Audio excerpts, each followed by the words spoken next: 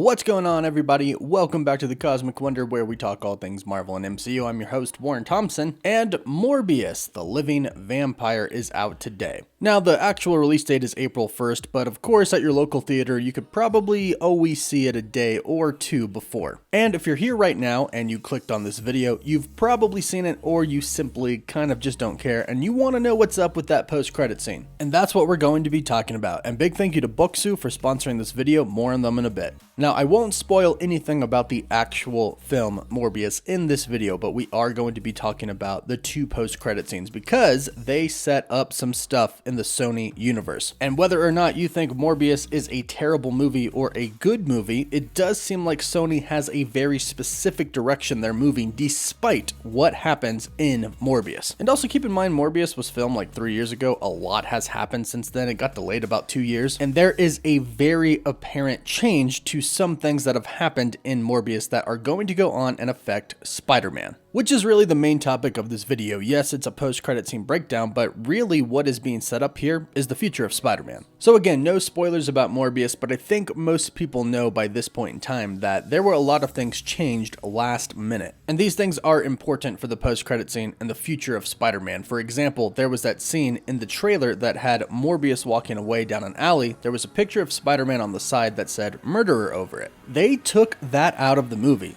That's not in the film. Also, Michael Keaton's Vulture, who was also a very exciting part of some of the trailers that we saw, he wasn't in the film either. And if you're wondering if this is actually the same Adrian Toomes from Spider-Man Homecoming, yes it is, because the director came out on Twitter in an interview and asked me anything with Cinema Blend, and he confirmed it's true. He confirmed this is the same Vulture and Adrian Toomes from the Homecoming universe. So why did they take him out? Why did they take Spider-Man off of the wall in that shot from Morbius? Well, it becomes very clear when you see the post-credit scene. The first post-credit scene shows us a shot of the city, just as a huge purple rift appears in the sky, which of course is the same purple rift from Spider-Man No Way Home, of Doctor Strange doing his spell. This of course was the characters coming in from other universes into the main MCU, but it seems to work backwards for Adrian Toomes here, because we then cut to the inside of an empty prison cell, which Adrian Toomes, or Vulture, appears from thin air inside of it. He checks out himself in the mirror because he looks a little bit different than before, but overall is fine. And since in this universe he hasn't committed any crimes, he gets released. So Doctor Strange's spell in Spider-Man No Way Home managed to bring some characters into the MCU from other universes, but it appears that for Adrian Toomes / Vulture, it actually took him out of the MCU and brought him into the Sony universe, which is very interesting and makes you question a lot of things until the next post-credit scene comes up, and it offers a little bit of clarity of what Sony's plan is. The second post-credit scene, we actually see Morbius meeting up with Vulture, who is now in his Vulture high-tech gear, which if you noticed when you watch this, does actually look a little bit different than the one that he had in Homecoming. And the director Daniel Espinosa did confirm that it is indeed a little bit different. But this actually doesn't make sense because this universe shouldn't actually contain the disregarded alien technology that Adrian Toomes salvages to make his suit. But we're gonna kind of overlook that for now.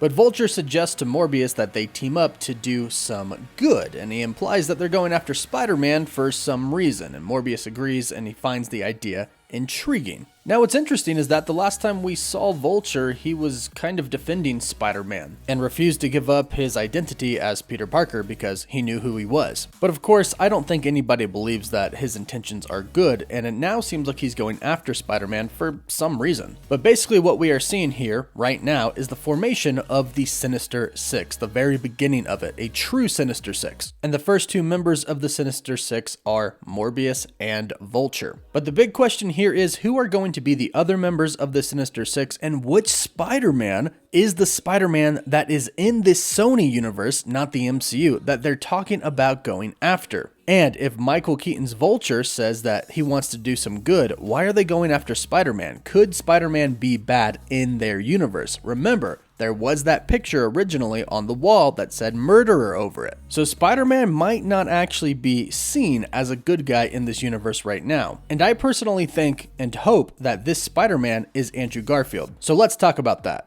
But first, let me tell you about my friends over at Boksu. Boksu is a monthly subscription service that delivers premium Japanese snacks and tea pairings straight from Japan to your door. Each Boksu box features a new theme providing a gourmet journey through Japan every month, and this month's theme is Sakura. And as you can see, it is packed with all sorts of limited edition cherry blossom themed snacks. Every year, Japanese cherry blossoms bloom all across Japan, and people celebrate by getting together under the trees for hanami, or flower viewing, and they have picnics together. Now, I've been trying to go to Japan for the past few years, but the pandemic made that really hard. So this box is the perfect way to experience Sakura season from home. This booklet even tells you exactly what everything is and where it comes from in Japan. So this is a Sakura sweet cookie from Shizuoka, Japan.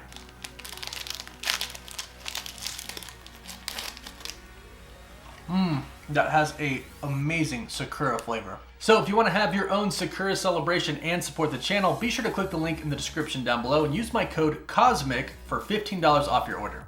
So a new Spider-Man is in this universe. It's not Tom Holland because Marvel and Sony made that very clear with the post-credit of Spider-Man No Way Home, where we saw a piece of the Venom symbiote be left behind in the MCU. Actual Venom that we know from the Sony universe and Tom Hardy's Eddie Brock went back to the Sony Spider-Man universe, which was a very definitive statement by Sony and Marvel Studios. Hey, Tom Hardy's Venom is going to fight a Spider-Man that is not Tom Holland Spider-Man, because Tom Hardy has teased that Venom 3 is going to be versus Spider-Man. And now Tom Holland's Peter Parker is going to be going up against Venom, but it's not going to be Tom Hardy's Venom and Eddie Brock. It's going to be a new person that this Venom symbiote attaches to. So who is the new Spider-Man in the Sony universe? Well, Spider-Man No Way Home came out, and Andrew Garfield Spider-Man got a major redemption in this film. And not only did his character get redemption, him saving MJ because he couldn't save Gwen, but he got redemption as well because he never got his third Amazing Spider-Man film, and his films got a lot of hate, but now he's getting a lot of love, and we even have a Make TASM 3 petition going around right now. And in fact, the Sony Twitter team said that they have acknowledged that petition and that hashtag, but they're not the ones that make the movie, but they're still Sony, so Sony of course knows what's happening here. Then after No Way Home came out, insiders started to talk, stating that Sony wants Andrew Garfield to come back and play more roles. They also would like Tobey to cameo in some other things as well. And if you didn't know, the director recently came out and said that a new Spider-Man should be announced from Sony soon.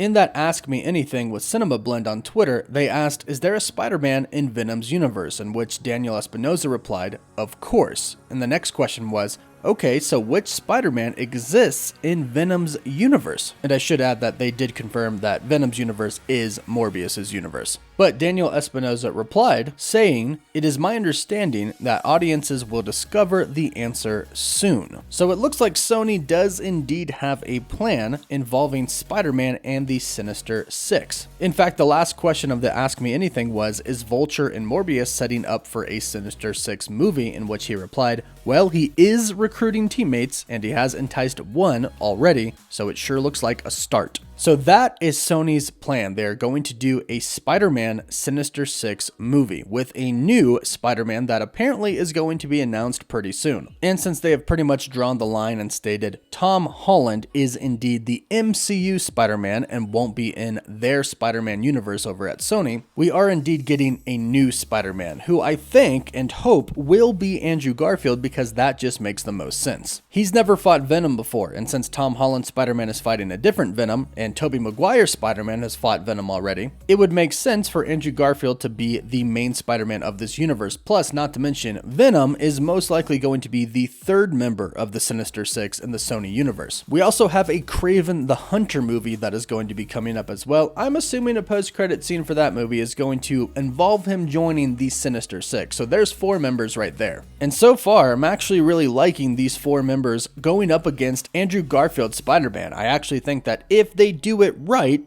it'll be a pretty good movie. My only concern is that Andrew Garfield just had his redemption and then they'll make a bad movie after this. I really don't want that to happen. I really think they'll be aware of that though and make sure it doesn't happen. But that is what the Morbius post-credit scenes are setting up. A new Spider-Man and a Sinister Six to go up against Spider-Man. So let me know what you think about Sony's plans in the comments down below. Did you watch Morbius? If so, did you like it or not? Be sure to let me know. Don't forget to like the video and subscribe so you can stay up to date on all things relating to Marvel and the MCU. For live updates, you can follow me on Instagram and Twitter. And as always, thank you all so much for watching.